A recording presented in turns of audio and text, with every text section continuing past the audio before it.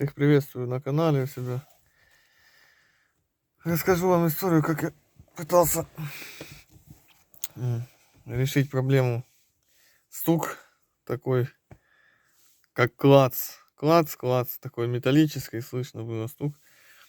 В общем, искал я, пришел к выводу к тому, что нашел, в общем, что такое, разбирал и карты дверей, здесь оно попереду клацало, с ходовой все нормально, так как я занимаюсь автомобилями, все там, и вообще здесь рано там что-то прям такого страшного. Ну, в общем, все у меня там хорошо по ходовой.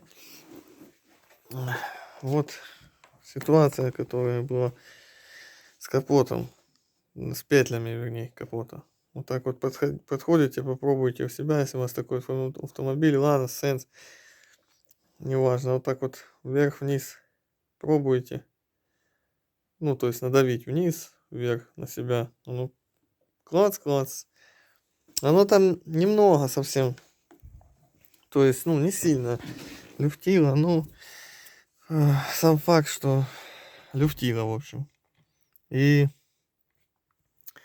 как неприятный звук такой. Потом я туда подстелил такие резиночки. В общем, подложил. Сейчас покажу, где-то они здесь у меня и валялись. Вот, это такой лайфхак. У меня на канале есть, там одеваете на уплотнитель, который здесь идет. Вот так вот. Разрезаете под амортизаторов задних. Кстати, с Ланоса тоже буфер. Разрезаете, одеваете, и оно как бы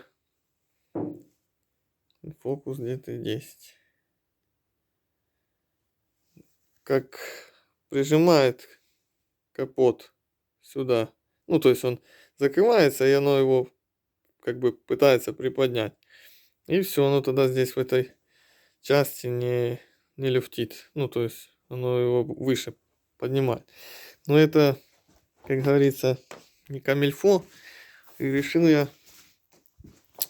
эту проблему кардинальным образом. То есть сначала пытался сделать старую, но пришел к такому выводу, что проще их заменить. Поэтому я даже сделал старую одну. Но оно там не совсем правильно получилось. И я решил, что надо, в общем, купить новые и поставить. В общем, вот покажу вам, как это у меня получилось. Потому как вам сказать, ездить с разбитыми петлями, это как-то не оно. Потому как, оно там немного, я такой человек, не могу я вот эти всякие полумеры, там резиночку сюда одевать. Вот так вот, кстати, она одевается. Кому, может, не видел видео, можете на канале посмотреть, я там показывал. Вот так вот одеваете, и оно тогда, если у вас люфтка на петлях есть, на капоте, то оно немножечко их капот сюда, то есть, тут держит в этой части, и оно не так стучит. В общем, а если их нет, и у вас разбитые петли тут, не то, что разбитые, там оно чуть-чуть хватает, совсем оно клацает, неприятно, такой звук прям конкретный. В общем, кто знает, у кого где-то что-то стучит, не может найти, попробуйте капот пошатать в углу у себя. Просто возьмите рукой вот так вот здесь, вот этом углу, пошатайте вверх-вниз. В общем, что я сделал? Я снял, те петли убрал, и тут, получается, под ними это два металла, сами не знаете, кто знает, тот знает. Когда два металла постоянно под ними, между ними начинается коррозия. Когда два металла в куче рядом. Тем более, если они не прогермечены, герметика там нет, шовного, заводского, допустим. А здесь его нет, с завода. Еще здесь дырочка есть. Вот под этой петлей есть дырочка. Не знаю, зачем она там сделана, в общем. И туда благополучно не у всех, но, опять же, у многих попадает водичка, капает в салон, и у всех это 100%, ну, коррозия, конечно же, под ними начинается. И вот здесь вот я зачистил себя, и так как оно уже у меня не в цвет, получается. Ну, то есть надо было, вот оно зачищено где-то аж вот сюда, на капоте, и здесь же так же самое. Потому как оно немножко пошло, там его на глаз и не видно было, но оно было там. Его надо было убрать. Я зачистным кругом на болгарку одел, убрал вот это все вообще до металла, до чистого.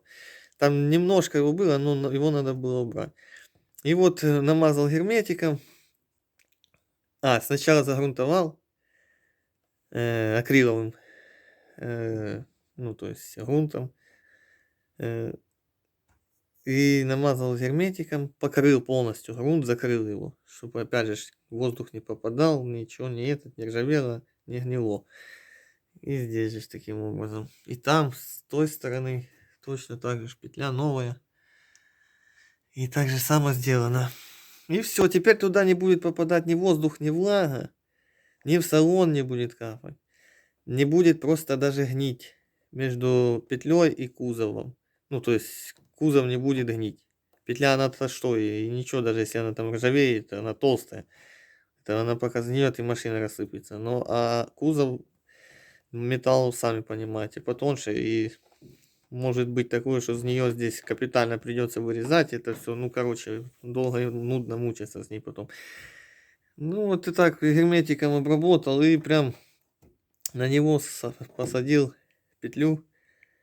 Потом же, естественно, здесь можно, в принципе, сразу прикрутить внизу. Тут дырочка по болту четко.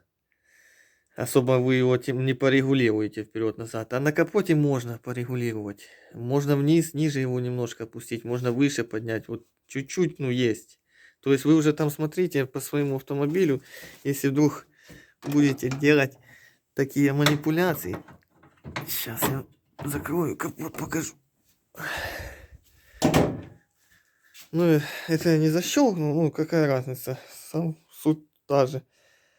Но вот будете там на капоте уже регулировать, вот этот же зазор, смотрите, чтобы был ровненький. И здесь, если вас торчит сюда, допустим, а ваш капот вот стоит вот так, на капоте петлю отпустили, и капот как бы вверх пытаетесь поднять. Подняли и затянули. Опускаете, смотрите. Нормально, ага, все хорошо. Поднимаете и сильнее уже протягиваете тогда. Ну, в общем, это как бы, я думаю, все знают, понимают. Вот такая вот история. Вот, решил вам тоже показать. Вот тоже смотрите зазоры там, туда-сюда. Вот история стука такая у меня была, скажем. Теперь четко капот не шатается. Ничего. И все прекрасно, тихо в салоне. В общем, попробуйте. Кто не может найти, что стучит спереди, по ходовке там переменяли, может быть, капот у вас стучит. Вот решил вам записать такое видео. В общем, всем, кому было интересно, полезно, подписывайтесь на канал, ставьте лайки, пишите комментарии, спрашивайте, если что-то, может, чем-то посоветую, подскажу. Что-то посоветую, подскажу. В общем, всем удачи. Пока.